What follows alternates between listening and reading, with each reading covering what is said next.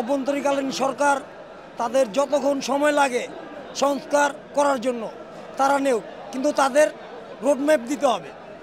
যে আমরা রোডম্যাপ তৈরি করছি, আপনারা নির্বাচনের প্রস্তুতি নেন।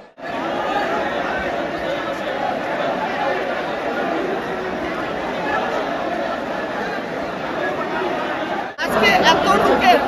যে সমাগম আপনারা দেখছেন, এই ছেলেগুলা এই মেয়েগুলা অনেকেই জেলে ছিল, কেউ আয়না করেছিল, ওই শেখ হাসিনা সরকারের আয়না করেছিল, কেউ গুম ছিল, কেউ বন্দী ছিল, বিভিন্ন কারণে তারা তখন আপনি বুঝেনি যে মামলা হামলা দিয়ে তাদেরকে জড়িত করেছিল, কেউ মনে থাকতে পারে না। আজকে তারই প্রতিফলন এই লক্ষ লক্ষ লোক,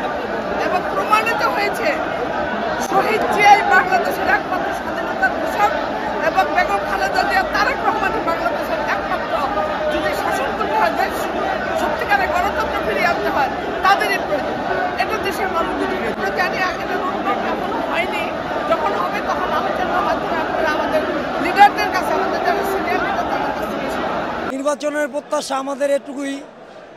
যে অভ্যন্তরীণকালীন সরকার তাদের যতক্ষণ সময় লাগে সংস্কার করার জন্য তারা নেও, কিন্তু তাদের রোডম্যাপ দিতে হবে যে আমরা রোডম্যাপ তৈরি করছি, আপনারা নির্বাচনের প্রস্তুতি নেন।